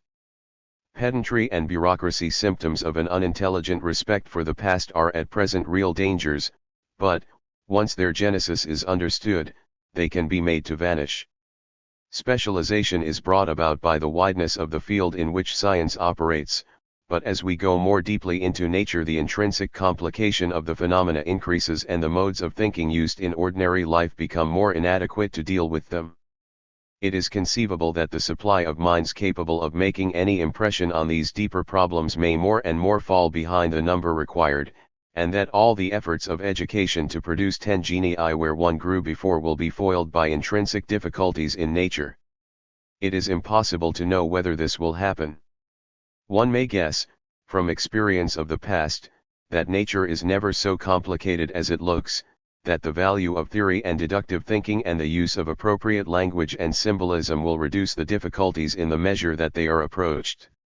However they appear to the pessimist of the present day, it is not in specialization or complication that the chief danger to progress seems to lie, it is in something much more deep-seated and much more elusive. Bertrand Russell, in one of his skeptical essays, predicting the approaching end of the scientific age, suggests that people will turn from physics to metaphysics because the hope that the former held out is seen to be vain except to new, half-cultivated peoples. Perhaps after all it is hope that really determines whether an age is or is not creative. But the existence of hope in a society at any time itself depends on many unexplored psychological, economic, and political causes. I do not think that the factors involved are of a mystical order, but that they require considerable disentangling. There seem to be two psychological determinants in any culture, a crop of perverted individuals capable of more than average performance, and a mass of people effective not so much by their number as by their secure hold on tradition. In the normal state the perverse are dominated by the mass in two ways. Their mode of expression is dictated by the modes conceivable in the society. Everywhere, even the most aberrant individual must conform to one of a small number of recognized types. The same type of mind that would now make a physicist would in the Middle Ages have made a scholastic theologian. Further, there is a process of selection in which the current tradition decides what is to be the relative value and effectiveness of each type. Thus, even if at all times types are always produced in the same abundance, only the selected are effective, as meditative ascetics in India or energetic salesmen in America. The mass of the people, or more properly the ruling class, pay the piper and they call the tune. Genius is potent only when it fits the tendencies of the age. From this standpoint we are approaching the close of the period of respectable comfort which Puritanism demanded and mathematics and handicraft produced.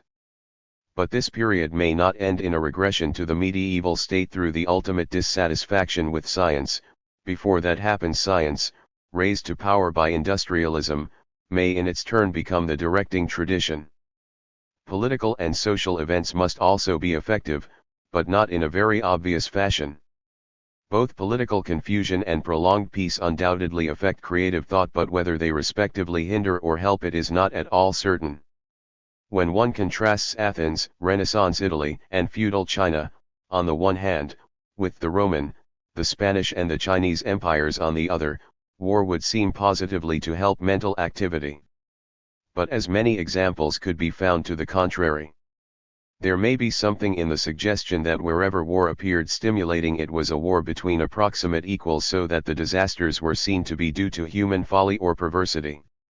In the case of the empires, on the other hand, peace was achieved at the price of a submission to authority, bureaucratic or spiritual, which deprived men of their self-reliance and creative ability.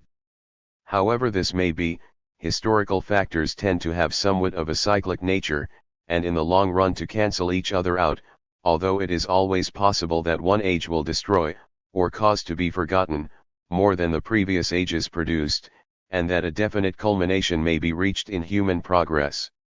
This may be closer than we think, and humanity may become static until it is destroyed by cosmic forces. Yet it seems more probable that we are on the point, owing to our material achievements, of reaching another order of cyclic changes, which may lead us to the stars. Whether an age or an individual will express itself in creative thinking or in repetitive pedantry is more a matter of desire than of intellectual power, and it is probably more the nature of their desires than of their capacities that will determine whether or not humanity will develop further. Now it would seem that the present time is a very critical one for the evolution of human desire. It is an age in which the nature of desire has been glimpsed at for the first time, and that glimpse enables us to see two very different possibilities.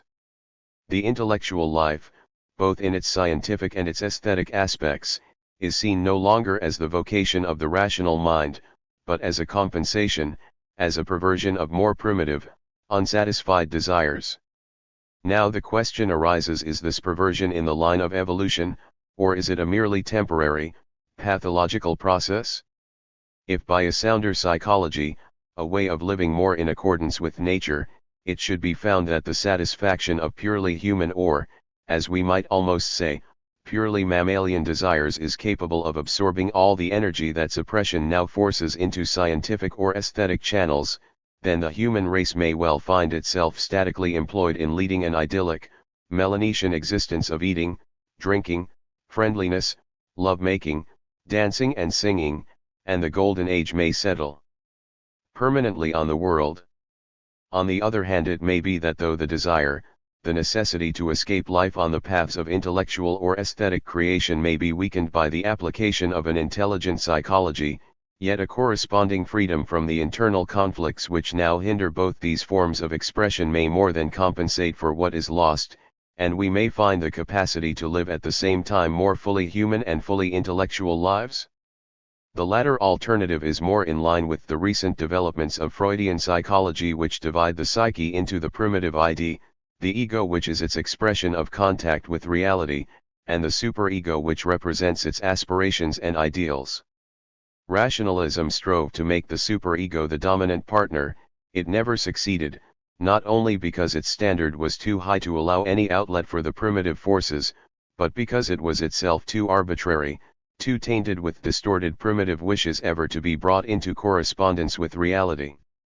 Naturalism, less definitely, aimed at giving the primitive wishes full play, but equally failed because these wishes are too primitive, too infantile, too inconsistent with themselves to be satisfied even by the greatest license.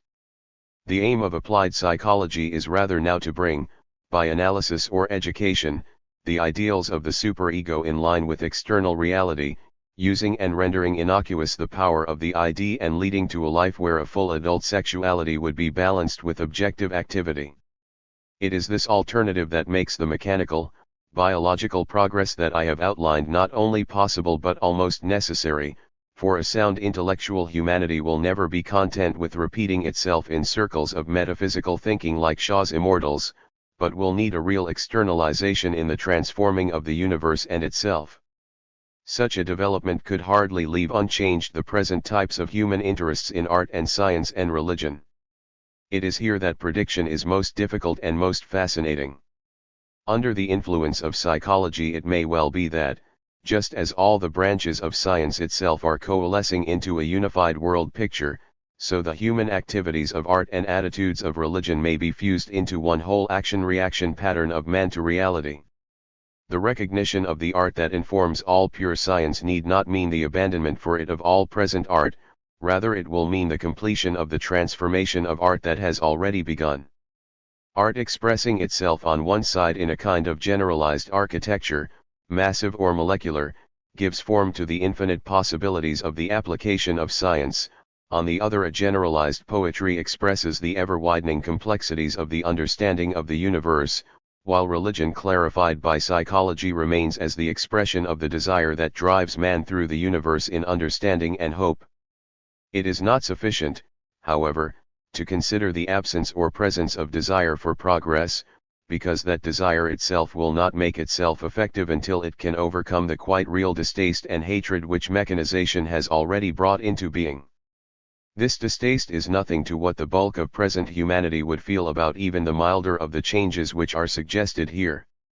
The reader may have already felt that distaste, especially in relation to the bodily changes. I have felt it myself in imagining them. The effectiveness of these conservative feelings is the balance of two opposing factors. The changes in question do not come all at once, envisaged in broad outline in the sequence given. Their nature would suggest that they follow each other with increasing frequency, as the past has already shown. Now the more rapid the environmental changes, the less will the individual mind be able to adapt itself to them, and the more violent will be its emotional reactions. At the same time, these changes give more and more power to those groups of men which are involved in them and are bringing them about, so that, up to the present, in the war of the machines, the mechanists have always been the victors, but, of course, if the emotional reactions of the mass increased more rapidly than the power of the mechanists, the reverse would be the case. A severe crisis in mechanical civilization brought about by its inherent technical weakness, or, as is much more likely, by its failure to arrange secondary social adjustments, is likely to be seized upon by the emotional factors hostile to all mechanism, and we may be closer to such a reversion than we suppose. Two recent books representing very divergent standpoints, the last works of Mr. Aldous Huxley and Mr. D. H. Lawrence, show at the same time the weakening desires and the imminent realization of futility on the part of the scientist, and a turning away from the whole of mechanization on the part of the more humanely minded. The same thought is echoed from still another angle in the writings of Mr. Bertrand Russell. They may be prophets predicting truly the doom of the new Babylon, or merely lamenting over a past that is lost forever. With these uncertainties before us, each must follow his own desires, accepting that his opponent may be as right as himself. The event will show which, but only after his own time. There remains still another possibility, the most unexpected, but not necessarily the most improbable, the development of a dimorphism in humanity in which the conflict between the humanizers and the mechanizers will be solved not by the victory of one or the other but by the splitting of the human race, the one section developing a fully balanced humanity, the other groping unsteadily beyond it. But this possibility involves the consideration of mechanical and biological factors, the synthesis of which, with the psychological, will be attempted in my concluding pages. V. Synthesis. Having followed our main lines of change separately, it now remains for us to consider the interaction between the physical, physiological, and psychological elements of future human evolution. It is very easy to see the relations of the first two. The colonization of space and the mechanization of the body are obviously complementary. The dissimilarity between the conditions of life in space and on the Earth would in itself be sufficient to cause perfectly normal, unassisted, evolutionary changes in human beings, but obviously spatial conditions would be more favorable to mechanized than to organic man. If he could get rid of the major part of his body and his necessity for a relatively large intake of oxygen and water-saturated food, the cellular nature of the celestial globes would cease to be necessary. This would give mechanized man an advantage similar to that which the relatively flexible and naked animal cell has over the rigidly demarcated plant. Besides, it is only in space that the potentialities of the more highly developed forms of complex minds would have an adequate field of functioning, particularly in their extended time relations. It may be that we are approaching or will ultimately reach a conception of time that will make transit in time as easy as transit in space. But all our present knowledge, apart from our desires, suggests that it is improbable. Even if time and space were made equivalent, to gain a second of the future would be equivalent to traveling 180,000 miles. But even without a fundamental change in the conception of time, the time faculties of mechanized man would be still very different from ours. Extension will be its chief character. Already in the monkey stage, the actual present of an animal embraces a short part of the past and future. Anticipation of movement, through muscular innervation and memory, by its retention of nerve impulse images, extend the present to the limit of a second or so. Every time we play tennis we are prophets without knowing it of the future position of the ball which is conceived of as present. In the human stage we have extended mostly backwards as memory, our immediate prevision being limited by lack of scientific knowledge. It is now rapidly increasing, but is not usually accepted as prevision because it is conscious and intellectual. However, prevision plainly tends to become more and more deductive, and, to the mechanized man, the immediately apprehended may include years or centuries of past and future. One may picture then, these beings, nuclearly resident, so to speak, in a relatively small set of mental units, each utilizing the bare minimum of energy, connected together by a complex of ethereal intercommunication, and spreading themselves over immense areas and periods of time by means of inert sense organs which, like the field of their active operations, would be, in general, at a great distance from themselves. As the scene of life would be more the cold emptiness of space than the warm, dense atmosphere of the planets, the advantage of containing no organic material at all, so as to be independent of both of these conditions, would be increasingly felt. It is when we turn to the interaction on the psychological plane that the difficulties again occur. The physical and the psychological have a mutual influence which it is very difficult at the present moment to estimate. Undoubtedly, if modern tendencies have any elements of permanency in them, a great deal of the activity of the future will be devoted to the end of a greater understanding of the universe. Humanity, or its descendants, may well be much more occupied with purely scientific research and much less with the necessity of satisfying primary physiological and psychological needs than it is at present. This character may stamp the whole of future development, so that machinery will be organized not for production but for discovery. Indeed, the great necessity for production either of food or other articles of consumption will disappear rapidly with the progress of dehumanization. But such changes are small compared with those which would necessarily be involved by the physiological alterations which I have suggested. The human mind has evolved always in the company of the human body, and of the animal body before it was human. The intricate connections of mind and body must exceed our imagination, as from our point of view we are peculiarly prevented from observing them. Altering in any perfectly sound physiological or surgical way the functionings of the body will certainly have secondary but far-reaching effects on the mind, and these secondary effects are unpredictable and probably will still be unpredictable at the time when the physiological changes take place. But it is thoroughly in accord with both human and natural evolution that secondary changes should not be taken into account when reacting to the primary desire or stimulus. In other words, the physiological steps will probably be taken without consideration of the psychological consequences, which may, of course, wreck the whole organism, or, on the other hand, lead to an unpredictably large increase in mental grasp and efficiency. It is on account of this delicate balance between physiological and psychological factors that the future, as well as the present, will be full of dangerous turning points and pitfalls. We shall have very sane reactionaries at all periods warning us to remain in the natural and primitive state of humanity, which is usually the last stage but one in their cultural history. But the secondary consequences of what men have already done the reactionaries as much as any will carry them away then as now. Obviously certain considerable psychological displacements or perversions must occur to balance the physiological perversions. The sexual instincts in particular, which still find considerable direct gratification, would be unrecognizably changed. One may assume that there is some kind of principle of psychological conservation which will prevent them, as it has prevented them up to the present, being suppressed altogether. But what will they be changed into? The solution may be an extension of sublimation, a process which is at present outside conscious control but which may not always remain so.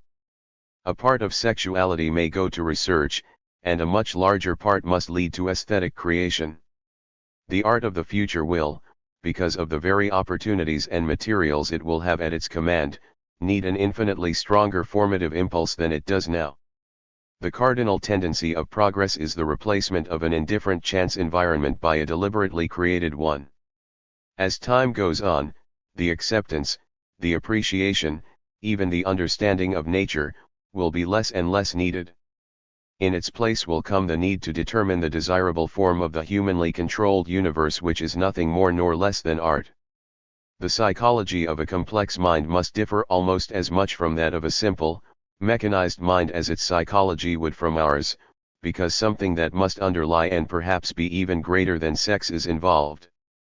By the intimate intercommunication of minds, the very existence of the ego would be impaired for the first time. Some kind of equilibrium will have to be found between each partial and corporate personality. This we can vaguely adumbrate when we think of the conflicts involved between ego and sexual impulses, the latter attempting always to break the isolation of the former and reach out to another individual or a group. If it is once possible to achieve this reaching out of feeling, the results are bound to be enormous and perhaps overwhelming. Will the corporate personalities form greater and greater complexes until there is only one intelligence, or will there be a multiplication of separate and differently evolving complexes with resulting conflicts? Spatial considerations seem on the whole to favor the latter view, but we must allow for enormous increases in communications and in the capacity for rational conduct. Another even deeper psychological consideration arises at this point. What is to be the future of feeling? Is it to be perverted or superseded altogether? In other words, are the mechanical or corporate men of the future to be emotional or rational? Here we have very little to guide us. We are not certain whether the comparative coldness of modern intellectualism is the effect of a considerable development or of dangerous repression. Even if we did know the answer to this, it would hardly help us, since our new beings would have a different physiological balance. This balance will not be, as in us, at the mercy of the uncontrolled interactions of individual and environment. Feeling, or at any rate, feeling tones, will almost certainly be under conscious control. A feeling tone will be induced in order to favor the performance of a particular kind of operation.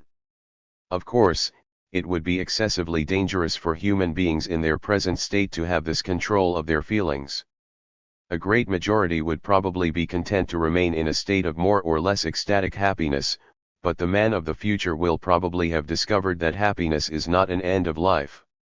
This is as far as we may go even in guessing. The psychology of the completely mechanized organism must remain a mystery. Viewed from the standpoint of the present, the carrying out of such a program of human development must seem a very pointless occupation, but it is doubtful whether the present civilization would appear to an educated Athenian as something worthy to mark the culmination of his efforts. We must not assume static psychology and a further static knowledge. The immediate future, which is our own desire, we seek. In achieving it we become different. Becoming different we desire something new, so there is no staleness except when development itself has stopped. Moreover, development, even in the most refined stages, will always be a very critical process. The dangers to the whole structure of humanity and its successors will not decrease as their wisdom increases, because, knowing more and wanting more, they will dare more, and in daring will risk their own destruction. But this daring, this experimentation, is really the essential quality of life. 6. Possibility. By now it should be possible to make a picture of the general scheme of development as a unified whole, and though each part may seem plausible in detail, yet in some obscure way the total result seems unbelievable. This disbelief may be well founded, for what is suggested is not so much a fulfilling as a transformation of humanity, a setting up of what is virtually a new species or several new species, and a mode of setting up which is in itself a departure from the time-hallowed methods of evolution. Now, I believe, that this scheme is more than a bare possibility, that it, or something like it, has about an even chance of occurring, but I must justify this belief not by hypothetics of the future but by analysis of causes acting in the present. Perhaps the most fruitful way of beginning is to ask the question, what is the effective purpose of the human race as it now is? We can eliminate such satisfactory answers as for the glory of God, because, however true, they do not differentiate humanity from other parts of creation. The answer one seeks is the historical and economic one. Human societies are recent products and, up to the present, can be essentially qualified as cooperative food-producing societies or perhaps, to include comfort, as cooperative body-satisfying societies. They are distinguished in this way from insect societies, which are essentially, as Wheeler has pointed out, reproductive societies. True, in fulfilling the function of securing a brood, insect societies have gone far in becoming food-producing units, and the complementary process in man is shown by the increased care taken over education, but devotion to children has never been the mainspring of human activity. Hunger and sex still dominate the primitive mammalian side of human existence, but at the present time it looks as if humanity were within sight of their satisfaction. Permanent plenty, no longer a utopian dream, awaits the arrival of permanent peace. Even now, through rationalized capitalism or Soviet state planning, the problem of the production and distribution of necessaries to the primary satisfaction of all human beings, is being pushed forward with uniform and intelligent method. Stupidity and the perversity of separate interests may hold the consummation back for centuries, but it must come gradually and surely. Now supposing the state achieved or approximating to achievement, what is to become of humanity?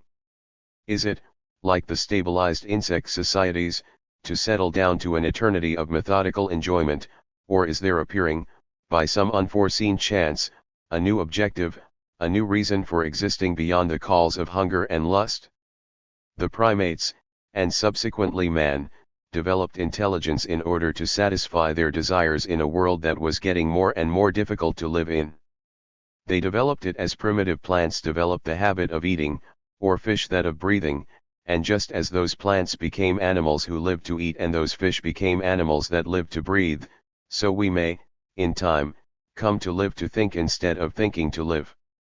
But this biological analogy carries a very suggestive element: more fish remain in the sea than ever came out of it. It is not the habit of evolutionary processes to transform the whole of one state of living into another. Rather does nature pick some particularly happy development and allow it to expand in the place of and even at the expense of her earlier efforts. If man is to develop something new, the insistent question is, whether all humanity is going to develop or only a part of it. The biological analogy in favor of the latter would be overwhelming if man were an ordinary species, but it happens that at the moment, for the first time in his history, he consists virtually of one society, and we have no precedent for the development of any new types, particularly of solitary types, from the middle of a single society, but what, of course, could develop from a society would be another society, at first simply a part of it, but afterwards differentiating itself more and more clearly. If we consider only those alternatives that lead to development, leaving on one side the not impossible state in which mankind would be stabilized and live an oscillating existence for millennia, we have to consider, in the light of the present, the alternatives, whether mankind will progress as a whole or will divide definitely into a progressive and unprogressive part. Over and over again in history there has occurred the raising of a particular class or a particular culture to a point at which there seemed a permanent gulf between it and other cultures or classes. Yet the gulf was not permanent, the particular aristocracy fell or its advantages spread themselves so widely that they became common stock. The cause for this is not obscure. First, the aristocrats differed only superficially from the many, and secondly they were not progressing themselves in such a way as to increase their distance and leave humanity behind. The present aristocracy of Western culture, at the very moment when it most clearly dominates the world, is being imitated rapidly and successfully in every Eastern country.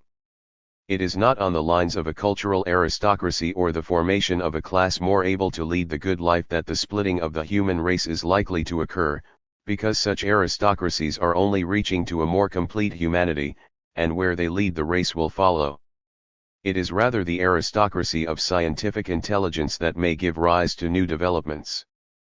They have come down the earlier centuries, scattered singly or in small groups, but the mechanical revolution and its consequences have increased their number and at the same time their compactness.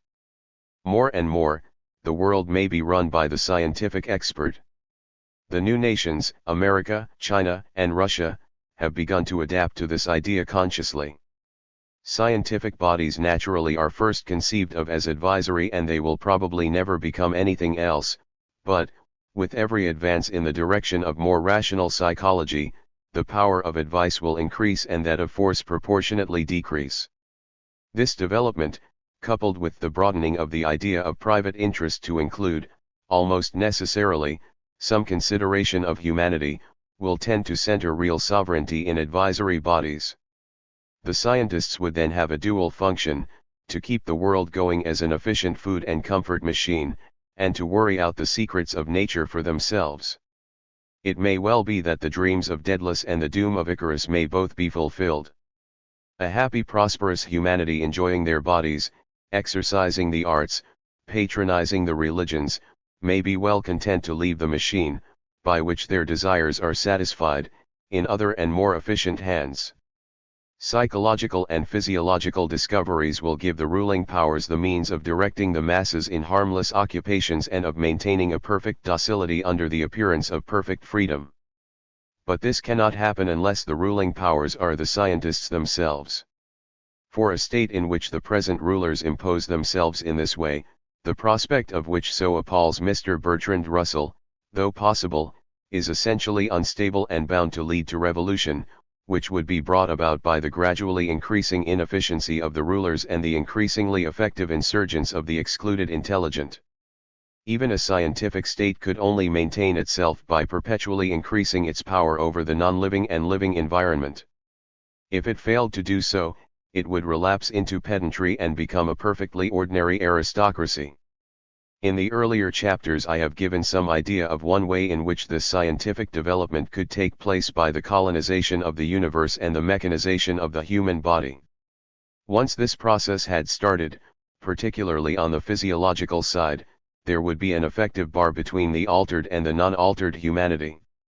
The separation of the scientists and those who thought like them, a class of technicians and experts who would perhaps form 10% or so of the world's population from the rest of humanity, would save the struggle and difficulty which would be bound to ensue if there were any attempt to change the whole bulk of the population, and would, to a certain extent, lessen the hostility that these fundamental changes would necessarily produce. Mankind as a whole, given peace, plenty, and freedom, might well be content to let alone the fanatical but useful people who chose to distort their bodies or blow themselves into space, and if, at some time, the magnitude of the changes made them aware that something important and terrifying had happened, it would then be too late for them to do anything about it. Even if a wave to primitive obscurantism then swept the world clear of the heresy of science, science would already be on its way to the stars. In tracing this development, however, we have neglected other weighty considerations. Up to the present, the cumulative edifice of science has been erected by assistance as much from the practical world as from the learned, and scientists themselves have never formed an hereditary or even a closed caste.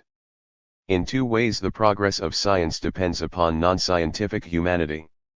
As experimentation becomes more complex, the need for the cooperation in it of technical elements from outside becomes greater, and the modern laboratory tends increasingly to resemble the factory and to employ in its service increasing numbers of purely routine workers.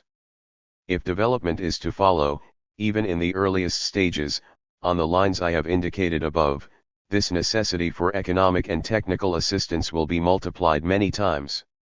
More important still, the complexities of scientific and particularly of theoretical scientific thought, calls for an ever greater number of first-class intelligences, and the modern development of science can hardly be disconnected from the political and economic changes which make it possible to recruit the personnel of science from wider and wider circles.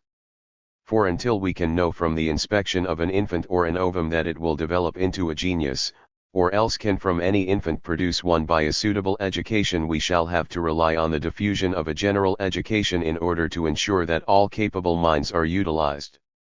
This recruiting of science is the surest way of preventing a permanent human dimorphism from arising, because it reinforces what is probably the strongest factor involved, the emotional conservatism of the scientists themselves.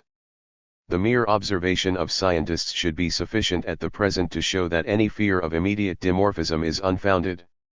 In every respect, save their work, they resemble their non-scientific brothers, and no one would be more shocked than they at the suggestion that they were raising up a new species and abandoning the bulk of mankind.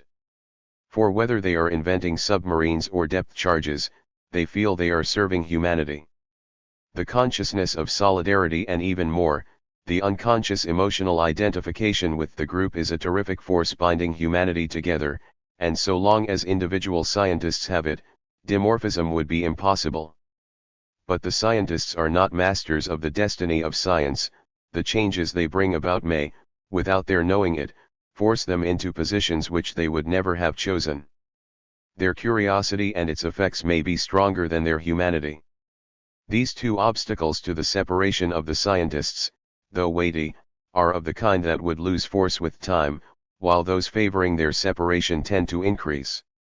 The technical importance of the scientist is bound to give him the independent administration of large funds and end the mendicant state in which he exists at present. Scientific corporations might well become almost independent states and be enabled to undertake their largest experiments without consulting the outside world, a world which would be less and less able to judge what the experiments were about. It is very probable that before the real independence of science could make itself felt, the organization of the world would have to pass through its present semi-capitalistic stage to complete proletarian dictatorship, because it is unlikely that a scientific corporation would, in an ordinary capitalistic state, be allowed to be so wealthy and powerful. In a Soviet state, the scientific institutions would in fact gradually become the government, and a further stage of the Marxian hierarchy of domination would be reached.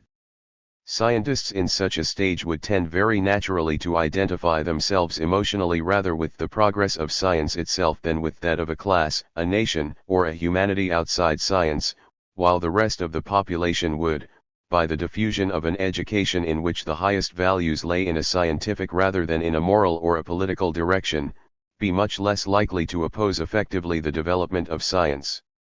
Thus the balance which is now against the splitting of mankind might well turn, almost imperceptibly, in the opposite direction. The whole question is one largely of numbers, and would become entirely so as soon as the quantity and quality of population were controlled by authority.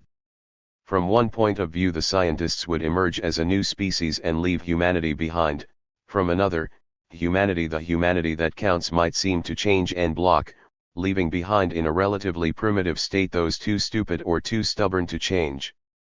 The latter view suggests another biological analogy: there may not be room for both types in the same world, and the old mechanism of extinction will come into play. The better organized beings will be obliged in self-defense to reduce the numbers of the others, until they are no longer seriously inconvenienced by them. If, as we may well suppose, the colonization of space will have taken place or be taking place while these changes are occurring, it may offer a very convenient solution. Mankind, the old mankind, would be left in undisputed possession of the earth, to be regarded by the inhabitants of the celestial spheres with a curious reverence.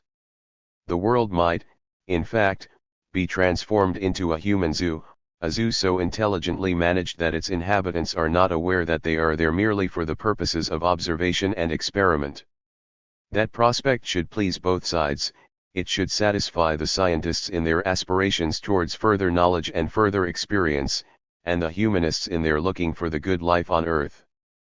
But somehow it fails by the very virtue of its being a possible and probable solution on the lines of our own knowledge. We do not really expect or want the probable.